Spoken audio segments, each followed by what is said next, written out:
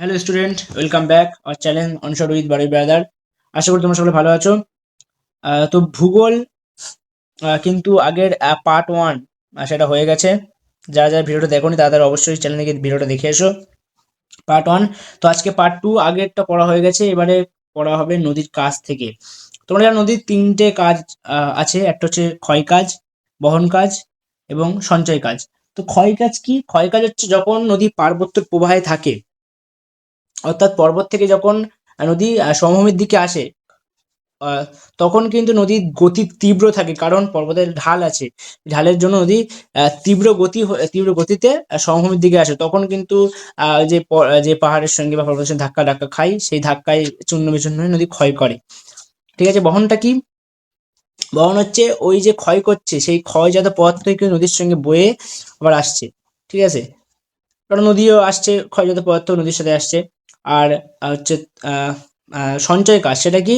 এটা হচ্ছে ওই মানে বহন যে পদার্থগুলি বা ক্ষয়জাত যে পদার্থগুলি, সেগুলি যখন নদী মোহনার দিকে এসে তার গতি কমে যাচ্ছে মোহনার দিকে, তখন সেগুলি সঞ্চয় হচ্ছে।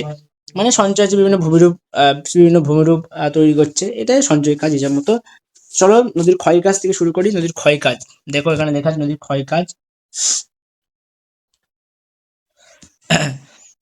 আহ তো প্রথমে আছে কি, নদী পাঁচটি প্রক্রিয়ায় ক্ষয় কাজ করে। প্রথমে আছে জলপ্রবাহ ক্ষয়। জলপ্রবাহ ক্ষয় কি? সেটা হচ্ছে নদী যে বয়ে যাচ্ছে, সেই তার একটা গতি আছে অবশ্যই। নদী এই এই গতির ফলে বা নদীর জলস্রোতের প্রভাবে নদীর যে তলদেশ, মানে নদীর নিচে এবং নদীর পাশে, দুই পাশে কিন্তু ক্ষয় হচ্ছে, বা নরম শিলা যেগুলি, সেগুলি কিন্তু চূর্ণ বিচূর্ণ হয়ে যাচ্ছে। এবং এই ক্ষয়কেই বলা হচ্ছে জলপ্রবাহ ক্ষয়। তাহলে একবার পড়ে নিই সংজ্ঞাটা কি বলছে। যে প্রক্রিয়ায় প্রবল জলস্রোতের আঘাতে নদী তলদেশ ও পার্শ্বদেশে নরম ও আলগা পাথর খুলে গিয়ে ভেঙে টুকরো টুকরো হয়, তাকে জলপ্রবাহ ক্ষয় বলে। আশা করি বুঝতে পেরেছো। এইবারে আছে বুদবুদ ক্ষয়। দেখো সেকেন্ডটা আছে বুদবুদ ক্ষয়। তাহলে কি? জলস্রোত, আবার সে নদীর জলস্রোতের কথা আসছে। জলস্রোতের মধ্যে কিন্তু বুদবুদ সৃষ্টি হয়। সেই বুদবুদের ভিতর কি হয়? প্রবল চাপ প্রবল চাপ নদীর তলদেশে যে শিলা আছে, সেই শিলার ওপর ফেটে 1 সেমি ব্যাসের বুদবুদ 18 কেজি ওজনের হাতুড়ির মতো আঘাত করে শিলা চূর্ণ বিচূর্ণ করে। একেই বুদবুদ ক্ষয় বলে। তোমরা পড়ে নেবে। এরপরে আছে অবঘর্ষ ক্ষয়। অবঘর্ষ ক্ষয় আর জলপ্রবাহ ক্ষয় প্রায় একই, কিন্তু আলাদা। কারণ কি, জলপ্রবাহ ক্ষয় আমরা দেখেছিলাম কি, যে নদী বয়ে যাওয়ার সময় তার তলদেশে যে সব মানে আলগা এবং নরম শিলা আছে, সেগুলি চূর্ণ বিচূর্ণ হয় তলদেশ এবং পার্শ্বদেশে। আর অবকর্ষ ক্ষয় কি? অবকর্ষ ক্ষয় নদীর যে জলস্রোত, মানে স্রোত, তার সঙ্গে যে বয়ে আসছে বিভিন্ন নুড়ি কাকড় পলি বালি ইত্যাদি, এগুলি বয়ে আসে, সেগুলি নদীর তলদেশে এবং পার্শ্বদেশ, মানে অর্থাৎ আশেপাশে, মানে দুই পাশে, তো তলায় এবং পাশে আঘাত করে গর্ত সৃষ্টি করছে। একেই বলছে অবকর্ষ ক্ষয়। 4 নম্বর আছে কি, ঘর্ষণ ক্ষয়। কি বলছে? ঘর্ষণ ক্ষয় হচ্ছে আহ, নদীর সঙ্গে বিভিন্ন পলি বালি কাকড় ইত্যাদি ভেসে আসে, সেইগুলি যখন একে অপরের সঙ্গে ধাক্কা খাচ্ছে, তখন কিন্তু ক্ষয় হচ্ছে। এই ক্ষয়কেই ঘর্ষণ ক্ষয় বলে। আরটা কি? দ্রবণ ক্ষয়। দ্রবণ ক্ষয় যেমন খনিজ লবণ, চক, চুনাপাথর, ডলোমাইট হবে, নদীর জলে দ্রবীভূত হয়ে ক্ষয় পায়, তাকে দ্রবণ ক্ষয় বলে। তো এই 5টি প্রকারে নদী ক্ষয় করে থাকে। আশা করি তোমরা বুঝতে পেরেছো। এইবারে আছে বহন কাজ। নদীর বহন কাজ, অর্থাৎ মধ্য গতিতে নদী যে বহন কাজ করে থাকে, সেটাই। তো কি, নদীর 4টি প্রক্রিয়া দেখো লেখা আছে। নদীর 4টি প্রক্রিয়া বহন বহন কাজ করে। প্রথম প্রক্রিয়া হচ্ছে দ্রবণ প্রক্রিয়া। দ্রবণ প্রক্রিয়াটা কি? আহ খনিজ লবণ, চক, ডলোমাইট, জিপসাম, এইগুলি যে চুনাপাথর নদীর জলের সঙ্গে দ্রবীভূত হয়ে সেগুলি সেই জলের সাথে বাহিত হয়, একেই দ্রবণ প্রক্রিয়া বলে। ভাসমান প্রক্রিয়া কি? ভাসমান প্রক্রিয়া তোমরা আশা করি নামের সঙ্গে উত্তরটা আছে। আর নদী যে আহ ক্ষয়জাত পদার্থগুলি, সেগুলি আহ নদী জলস্রোতের সঙ্গে ভাসমান অবস্থায় আর কি বয়ে যাচ্ছে, একে ভাসমান প্রক্রিয়া বলে থাকে। এবারে চলো এবারে লম্ফদান প্রক্রিয়া। লম্ফদান কি? লম্ফদান প্রক্রিয়া হচ্ছে নদীতে জানোই শুধু কি নদী যখন ক্ষয় করবে সেখানে শুধুই আশা করি ছোট ছোট নুড়ি কাওড় বালি থাকবে না, কারণ সেখানে বড় বড় পাথরও থাকবে, যখন ক্ষয় হবে সবই হবে। সেই বড় ভারী প্রস্তর খণ্ডগুলি কি হচ্ছে, আহ, জলের যে স্রোত, সেই স্রোতের ফলে আহ, তাড়িত হয়ে তাড়িত হয়ে নদীর তলদেশে ধাক্কা খেয়ে খেয়ে লাফিয়ে লাফিয়ে এগিয়ে চলছে, একেই বলা হচ্ছে লম্ফদান প্রক্রিয়া, কারণ লাফিয়ে লাফিয়ে যাচ্ছে বলে লম্ফদান। তারপর হচ্ছে আকর্ষণ প্রক্রিয়া। আহ, বিভিন্ন আকারে যে ভারী ভারী আহ, বললাম প্রস্তরখণ্ড, বড় ভারী প্রস্তরখণ্ডগুলি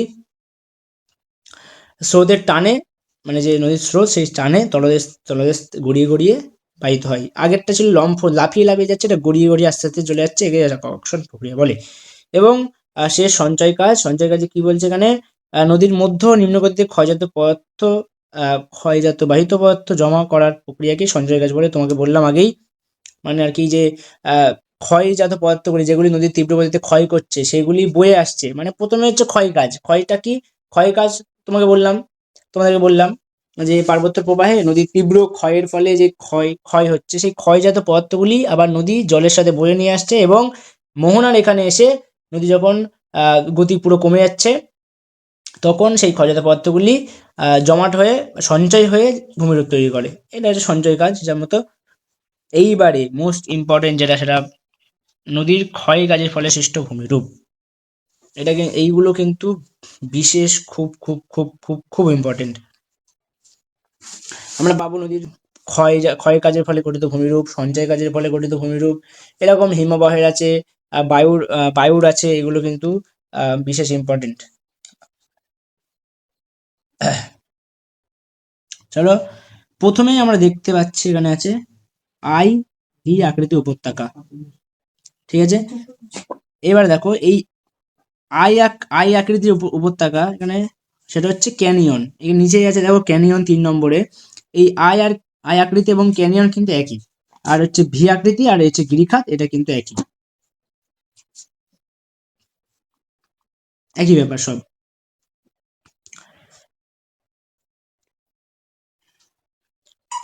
চলো, এইবারে এক্ষেত্রে কিন্তু তোমরা সবকটা সংজ্ঞা পড়বে, উৎপত্তি পড়বে এবং উদাহরণ এবং ছবি। এবারে উৎপত্তি যখনই পড়বে, উৎপত্তি মনে রাখলে কিন্তু তোমার সংজ্ঞাটা লিখতে পারবে। আমার মতে উৎপত্তি পড়া ভালো, সংজ্ঞা মুখস্থ করে লাভ নেই। প্রথমে আছে আই ও ভি আকৃতি উপত্যকা। তো প্রথমে আমি বলছি, তারপর উৎপত্তিটা পড়বো। আমি বললাম তোমাদের, নদী যখন উচ্চ গতিতে ক্ষয় করে তখন আহ নদী তীব্র গতিতে যখন ক্ষয় করে তখন নদীর তলদেশে ক্ষয় হতে থাকে, এবং পার্শ্ব ক্ষয় অপেক্ষা নিম্ন ক্ষয়টা বেশি হয়, অর্থাৎ পাশের ক্ষয়টা কম কম হয় এবং নিচের দিকে ক্ষয়টা বেশি হয়। অবঘর্ষ প্রক্রিয়ায়, অবঘর্ষ প্রক্রিয়া তোমাদের বললাম আগে, নদীর ক্ষয়কার্যের মধ্যে এই নদীর ক্ষয়ের মধ্যে অবঘর্ষ প্রক্রিয়াটা বললাম। সেই অবঘর্ষ প্রক্রিয়ায় নদী পাশের থেকে নিচের দিকে, মানে তলদেশের দিকে বেশি ক্ষয় হয়, এবং এইভাবে ক্ষয় হতে হতে আই আকৃতি ধারণ করে। ইংরেজি যে আই, সেই আই আকৃতির মতো ধারণ করে, একেই আই আকৃতি উপত্যকা বলে। এবং পরবর্তীকালে এই আই আকৃতি উপত্যকায় বিভিন্ন ভূমিক্ষয় হয়, তারপর পুঞ্জিত ক্ষয় হয়, ধস ইত্যাদি কারণে এর আই আকৃতি উপত্যকাটা পার্শ্ব ক্ষয়ও করে। পার্শ্ব ক্ষয় করার ফলে নদী ভি আকৃতি ধারণ করে। এইটা হচ্ছে আই ও ভি আকৃতি উপত্যকা। তোমাদের আমি ছবি দেখাচ্ছি, আশা করি তোমরা বুঝতে পারবে। তো এই হচ্ছে ভি আকৃতি উপত্যকা, এবং এটা হচ্ছে আই আকৃতি উপত্যকা। দেখছো ভি আকৃতি উপত্যকা কি, এরকম ভি আকৃতি ধারণ করেছে, এরকম ক্ষয় পেয়ে ভি আকৃতি ধারণ করে ফেলেছে, কারণ নিম্ন ক্ষয়টা কম হয়েছে, পার্শ্ব ক্ষয় নিম্ন ক্ষয়টা কম হয়েছে, পার্শ্ব ক্ষয়টা খুব বেশি হয়নি। তো এরকম ভি আকৃতি ধারণ করেছে, এই দেখো নদী বয়ে যাচ্ছে ধরো এরকম। এবং আই আকৃতি উপত্যকা দেখো, পার্শ্ব ক্ষয় কিন্তু খুবই কম হয়েছে, কিন্তু নিম্ন ক্ষয়টা অনেকটাই বেশি হয়েছে। এবং এটাই যখন বিভিন্ন পুঞ্জিত ক্ষয় বা ভূমিধস হবে তখন কিন্তু এই নিম্ন ক্ষয়টা যেমন হয়েছে, এবারে পার্শ্ব ক্ষয়টা হতে শুরু করবে, এবং পরবর্তীকালে এরকম ভি আকৃতি ধারণ করবে, যেটা হচ্ছে আই এবং ভি আকৃতি উপত্যকার উৎপত্তিতে লেখা আছে। দর্শক তোমরা বুঝে যাচ্ছ ভি আকৃতি উপত্যকাটা কেমন এবং আয়ত্ত উপত্যকা কেমন। তো এরপর সেই গিরিখাত তোমাদের বললাম একই ব্যাপার, গিরিখাত অর্থাৎ ভি আকৃতি, তো সেই একই লিখতে হবে। বললাম ভি আকৃতি, মানে ভি আকৃতির গিরিখাত যেটা, সেটা কিভাবে হচ্ছে বা উপত্যকাটা। এবার পড়া যাক, এবার পড়ছি সংজ্ঞাটা। আর্দ্র পার্বত্য অঞ্চলে ভি আকৃতির নদী উপত্যকা খুবই গভীর ও সংকীর্ণ হলে তাকে গিরিখাত বলে। মানে যে ভি আকৃতি উপত্যকাটা সেটা যখন আরো গভীর হয় তখন তাকে গিরিখাত বলে। মানে একই, ভি এবং গিরিখাত, ভি আকৃতি উপত্যকা এবং গিরিখাত একই। উদাহরণটা তোমাদের পড়তে বললাম, তাহলে উৎপত্তি আমরা পড়লাম, সংজ্ঞাটা পড়ে নিলাম। এবার হচ্ছে উৎপত্তি, এই উদাহরণটা কি? উদাহরণ হচ্ছে নেপালের কালীগণ্ডকী বা অন্ধ্রাগলচি গিরিখাত পৃথিবীতে গভীরতম, ও চীনের ইয়াংসিকিয়াং নদীর ইচাং গিরিখাত পৃথিবীতে দীর্ঘতম। এই ধরনগুলো কিন্তু মনে রাখবে অবশ্যই। আবার সেই উৎপত্তিটা আছে, আমরা উৎপত্তি পড়লাম, আবার একবার পড়ে নিচ্ছে এখানে। আর্দ্র অঞ্চলে নদীতে জলের পরিমাণ বেশি থাকলে ও নদী উপত্যকার দুপাশে কঠিন শিলাস্তর থাকলে অল্প পার্শ্বক্ষয়ের সঙ্গে তীব্র নিম্নক্ষয় হওয়ায় উপত্যকাটি খুবই গভীর ও সংকীর্ণ হয়ে ভি আকৃতিতে গিরিখাত সৃষ্টি হয়। অর্থাৎ সেই একই যেটা বললাম আমরা। এবারে যে ক্যানিয়ন মানে হচ্ছে আয় আকৃতি উপত্যকা। তাহলে গিরিখাত মানে হচ্ছে ভি আকৃতি, এবং ক্যানিয়ন মানে হচ্ছে কি, আয় আকৃতি। এটা তোমরা বুঝতে পেরেছো আশা করি। তো এখানে আমরা পড়ে নিচ্ছি কি লেখা আছে। লেখা আছে ইংরেজি ক্যানিয়ন শব্দের উৎপত্তি স্পেনীয় শব্দ ক্যানন থেকে, যার অর্থ হচ্ছে নল। নলটা জানো তোমরা, নল সরু হয়। নল শুষ্ক পার্বত্য অঞ্চলে, আগেরটা কিন্তু আর্দ্র ছিল, এখানে কিন্তু পার্থক্য দেখো, নিচে আছে গিরিখাত এবং ক্যানিয়নের মধ্যে পার্থক্য। এই দেখো এখানে কিন্তু আর্দ্র লেখা আছে আর এখানে আছে শুষ্ক। ওটা আর্দ্র পার্বত্য অঞ্চলে হয়, এটা শুষ্ক পার্বত্য অঞ্চলে হয়। শুষ্ক পার্বত্য অঞ্চলে আয় আকৃতি নদী উপত্যকা অত্যন্ত গভীর ও সংকীর্ণ নলের মতো হলে তাকে ক্যানিয়ন বলে। উদাহরণ কি দেওয়া আছে? উদাহরণ হচ্ছে চীনে ইয়ারলু সাংপো নদীর সাংপো ক্যানিয়ন পৃথিবীর গভীরতম, ও যুক্তরাষ্ট্রের কলোরাডো নদীর গ্র্যান্ড ক্যানিয়ন বৃহত্তম। এগুলো কিন্তু মনে রাখবে অবশ্যই। আবার উৎপত্তিটা পড়ে নিচ্ছি। শুষ্ক অঞ্চল নদীর নরম পারদর্শী শিলার ওপর দিয়ে বয়ে গেলে বৃষ্টির অভাবে উপত্যকার দুপাশে ভূমিকরের ধস পার্শ্বক্ষয় প্রায় হয় না, অথচ তীব্র নিম্নক্ষয় হওয়ায় উপত্যকাটি খুবই গভীর ও সংকীর্ণ হয়, আয়তাকৃতি ক্যানিয়ন সৃষ্টি হয়। আমার মতে তোমরা কিন্তু উৎপত্তিগুলো ভালোভাবে পড়ে নেবে, উৎপত্তি তোমরা বুঝতে পারলে সংজ্ঞা লিখতে পারবে। সংজ্ঞা মুখস্থ করে লাভ নেই, উৎপত্তি থেকেই সংজ্ঞা বানাবে। সেই গিরিখাত এবং ক্যানিয়ন পার্থক্য তোমাদের বললাম, একটা পার্থক্য ওখানে হবে, এটি আর্দ্র পার্বত্য অঞ্চলে হয়, এটা শুষ্ক পার্বত্য অঞ্চলে হয়। এটি গিরিখাত যেমন ভি আকৃতি হয়, এটা আয় আকৃতি হয়, এগুলি কিন্তু হবে। তো একবার পড়ে নিই, কি বলছে, ভূমিরূপ এটি ক্যানিয়নের চেয়ে কম গভীর ও সংকীর্ণ, ঠিকই আছে। গিরিখাত তো ভি আকৃতি, সুতরাং ক্যানিয়ন যেমন সরু সরু হবে, কিন্তু গিরিখাত কিন্তু সেরকম সরু সরু হবে না। আর কি, ক্যানিয়ন অত্যন্ত গভীর ও সংকীর্ণ হয়, মানে সরু কিন্তু গভীর, আর এটা সংকীর্ণ কিন্তু কম গভীর হবে। এর উৎপত্তিটা কি, এক্ষেত্রে নিম্নক্ষয়ের সঙ্গে পার্শ্বক্ষয় ভূমিকা থাকে, অর্থাৎ নিম্নক্ষয় যেমন হচ্ছে পার্শ্বক্ষয় হচ্ছে। আর ক্যানিয়নে কি, মূলত নিম্নক্ষয়টা বেশি হচ্ছে, পার্শ্বক্ষয় হচ্ছে না, কারণ পার্শ্বক্ষয় হলে আবার ভি আকৃতি হয়ে যাবে। আর জলবায়ু বললাম, গিরিখাত হচ্ছে আর্দ্র অর্থাৎ বৃষ্টিপাত যুক্ত আর্দ্র অঞ্চলে গিরিখাত গঠিত হয়, এবং এটা শুষ্ক অর্থাৎ বৃষ্টিহীন মরুপ্রায় অঞ্চলে ক্যানিয়ন সৃষ্টি হয়। সরি, আশা করি বুঝতে পেরেছো। এবারে শৃঙ্গলিত শৈলশিরা। দেখো তোমরা যদি এখান থেকে মানে নদীর এই উচ্চগতিতে ক্ষয়কার্য বিশিষ্ট ভূমিরূপ, এখানে তোমরা 5টা পড়লে না, 5টা যদি ভালোভাবে পড়তে পারো এবং ছবি দিতে পারো সবকটা, তাহলে কিন্তু 5-এ 5 পরীক্ষা যদি আসে 5-এ 5। আর ফার্স্ট চ্যাপ্টার থেকে কিন্তু এই এখান থেকে প্রশ্ন আছে, হয় নদীর ক্ষয় কাজ, নাই সঞ্চয় কাজ, তারপর হচ্ছে হিমবাহের ক্ষয় কাজ, সঞ্চয় কাজ, আর বায়ু, এইগুলি কিন্তু প্রথম চ্যাপ্টার থেকে এই 5 নম্বর জন্য এইগুলি আসে। তো এখানে আমার মতে তোমরা বেশি পড়ে লাভ নেই, যেমন তো 5টা পয়েন্ট, 5টা এখানে 8টা না করা দেওয়া আছে, 8টা মনে হয় দেওয়া আছে, হ্যাঁ 8টা দেওয়া আছে।